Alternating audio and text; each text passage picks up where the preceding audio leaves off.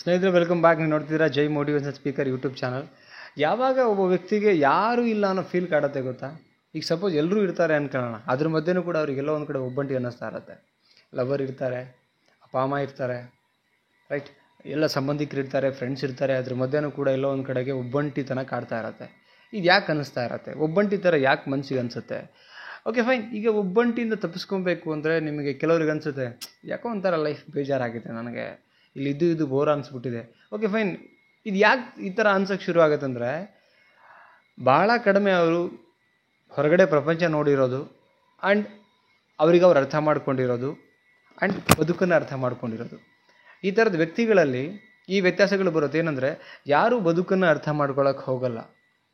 ಆ ವ್ಯಕ್ತಿಗಳಿಗೆ ಪ್ರತಿ ಸಲನೂ ಕೂಡ ಹಂತವಾಗಿ ಮನಶ್ಚಂಚಲವಾಗ್ತಾ ಇರತ್ತೆ. ಲೈಕ್ ಹೆಂಗೆ ಅಂದರೆ, ಸ್ವಲ್ಪ ಹೊತ್ತಿಗೆ ಖುಷಿ, ಇನ್ನು ಸ್ವಲ್ಪ ಹೊತ್ತಿಗೆ ಒಂಟಿತನ ಜಾಸ್ತಿ ಕಾಡ್ತಾ ಇರತ್ತೆ.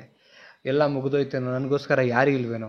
ಈ ನೋಡಿ, ನೀವು ಏನಿದ್ದೀರಲ್ಲ ಆ ಬದುಕು ಕ್ಷಣಿಕ ಅಂದಮೇಲೆ ಅಲ್ಲಿ ಫೀಲ್ ಮಾಡಬೇಕಾಗಿರೋದೇನೆಂದರೆ, ದೇವ್ರಿಗೆಲ್ಲಾನು ಕೊಟ್ಟಿದ್ದಾನೆ ಅನ್ನೋದನ್ನು ನೀವು ಅರ್ಥ ಮಾಡ್ಕೊಬೇಕು. ಎಷ್ಟೋ ಜನ ಅರ್ಥ ಮಾಡ್ಕೊಳ್ತೀರಾ ಬದುಕ್ತಾ ಇದ್ದಾರೆ. ಲೈಕ್ ಐ ಥಿಂಕ್ ಮರ್ತು ಬಿಡ್ತಾ ಇದ್ದಾರೇನೋ ಅನ್ಕೋತೀನಿ ನಾನು. ಒಬ್ಬಂಟಿ ಎಲ್ಲಿದ್ದೀರಾ ನೀವು? ನನ್ನ ಪ್ರಕಾರ ಎಲ್ಲಿದ್ದೀರಾ ಒಬ್ಬಂಟಿ ನೀವು?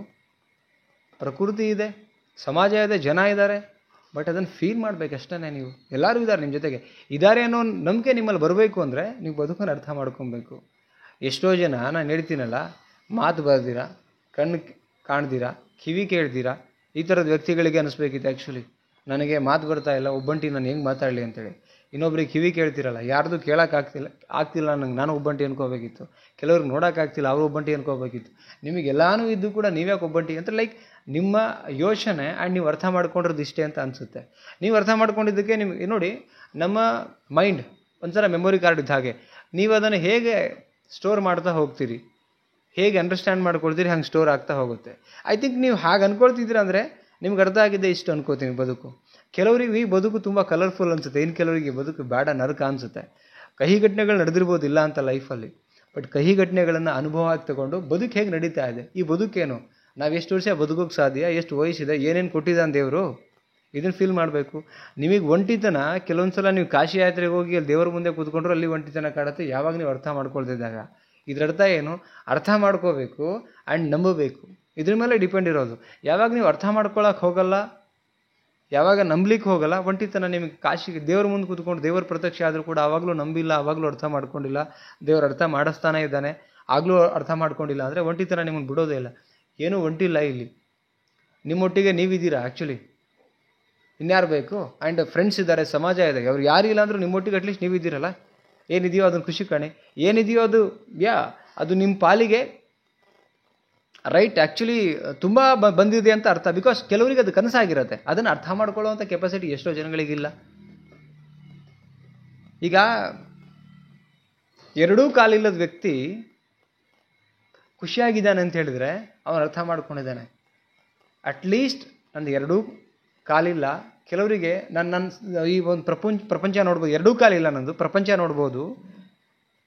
ಕೆಲವ್ರಿಗೆ ಕಣ್ಣೇ ಇಲ್ವಲ್ಲ, ಎಲ್ಲ ಇದ್ದು ಕಣ್ಣೇ ಇಲ್ಲ, ಪ್ರಪಂಚ ನೋಡೋಕ್ಕಾಗಲ್ಲ, ಹೆಂಗೆ ಅಂಥೇಳಿ ಅವನು ಅರ್ಥ ಮಾಡ್ಕೊಂಡ ಬದುಕನ್ನು, ಎರಡೂ ಕಾಲಿಲ್ಲದ ಮನುಷ್ಯ.